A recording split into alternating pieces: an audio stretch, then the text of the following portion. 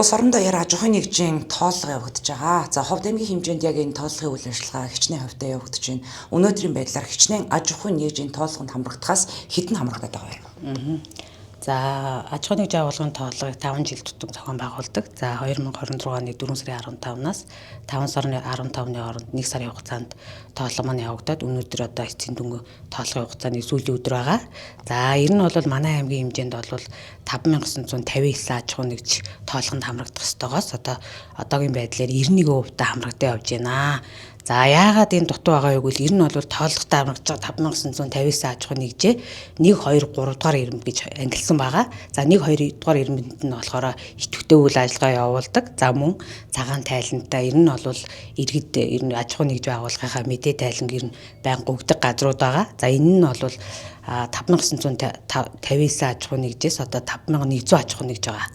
За 5100-г бол бид 100 хамруулсан байгаа. Үндэсний статистикийн орондоос бол тооллогын хугацаанд 1 2 дугаар ирэмбийн аж ахуйн нэгжийг 100 хамруулаа. За 3 дугаар ирэмбийн аж ахуйн нэгжүүд нь ямар вэ гэвэл ерөөсөө үйл ажиллагаа явуулахгүй 4-5 жил болцсон тий.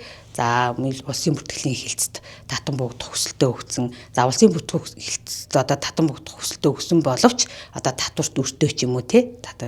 Тийм шалтгаантай байдлаар татан буугдаг байгаа. Ер нь тийм аж ахуйн нэгжүүд байгаа. Татвар дээр татан буугдах хүсэлтээ өгсөн боловч улсын бүртгэл дээр бас ямар нэгэн баримтын бичгийн шаардлага хангахгүйгээс буугдаж чадаагүй ийм газрууд маань 900 газар байгаа. За энээсээ бол бид хамруулга 320-ыг хамруулсан байгаа. Ерөнхийдөө бол өнөөдөр 3 цагаас үндэсний статистикийн орооноос тооллогын үр дүнг хичнээн аж ахуйн нэгж аймагуд ямар хувьтай хамрагдсан бэ гэж мэдээлэл өгнө. Мэдээлэл хийж хурал хийн. Нэгдсэн байдлаар энэ дээр бол бид хэдийн урьдчилсан мэдээлэлээр бол бид хэд хангалттай аж ахуйн нэгж байгууллагуудаа бүрэн хамруулж дууссан гэсэн юутаага мэдээлэл.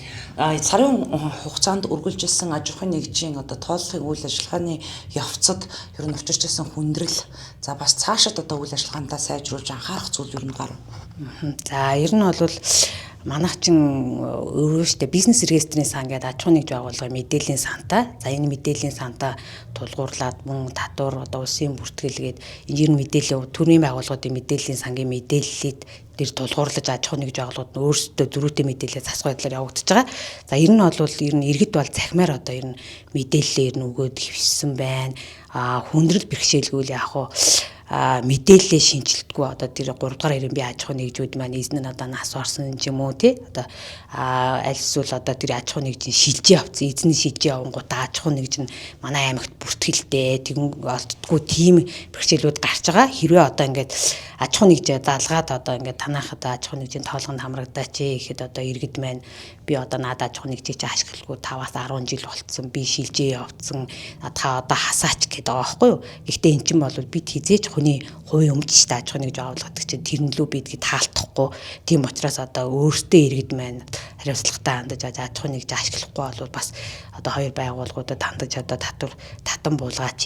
Энэ нь маань аймгийн аж ахуйн нэгж байгууллагын тоог өсгөх тий. Тэгээ цаашаа ашиглахгүй ээжээж бидний мэдээлэлд бас хүндрэл учирч байна.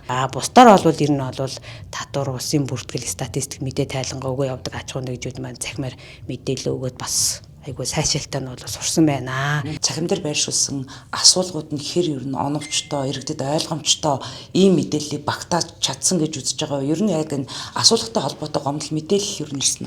За ер нь бол аж ахуйн нэгж байгууллагын тооллогын асуулга чи ер нь бол үндэсний статистикийн орооны дараагийн зөвлөлөөр маягт нь бүр жилийн өмнөөс судалгаатай яадаг шүү дээ тий. За бусад яамтай байгууллагуудаас бас санал аваад ямар үзүүлэлтүүд нь эдийн засгийн үзүүлэлтүүд авбал ер нь цаашид мэдээлэлээр хангах шийдвэр гаргах төвшөнд хэрэгтэй вэ гэдэг үүднээсээ цуглуулж байгаа л да. Гэхдээ ер нь бол энгийн жишээлх юм бол ямар ч санхүүгийн мэдлэггүй хүнийг аж ахуйн нэгж байгуулгаад нэг тендерт орох ч юм уу нэг төсөл хөтөлбөрт хамрагдахгүй яасан хүмүүст бол санхүүгийн мэдлэггүй бол тэрийг бүглэхэд хэцүү байгаа. Тийм учраас тэрийг бол мэдээ тайлан гаргаж тайлангаа өгдөг санхүүгийн мэдлэгтэй нэгтлэнгуудаасаа бид мэдээллийг авч байгаа. За санхүүгийн тайлан гаргадгүй үйл ажиллагаа явуулахгүй тийм орхигдсон газруудыг бол ерөнхий мэдээлэл угаасаа тэр чинь санхүүгийн тайлан гаргадаг юм чи санхүүгийн мэдлэг хэрэггүй шүү дээ тий. Цаашид үйл ажиллагаа явуулах уу?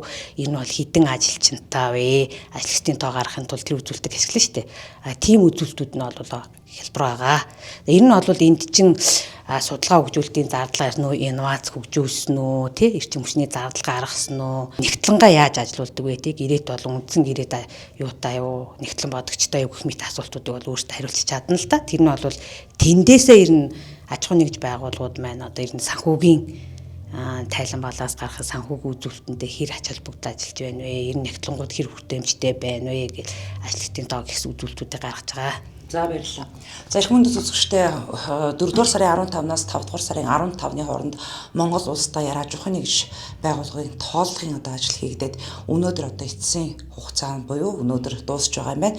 За Ховд аймаг энэхүү одоо тооллогонд бол 91 одоо хувьтай амжилттай хамрагдсан гэсэн энэ мэдээллийг аймгийн статистикийн хэлтсийн дараах ариуна дараах та бүхэндээ өгч байна.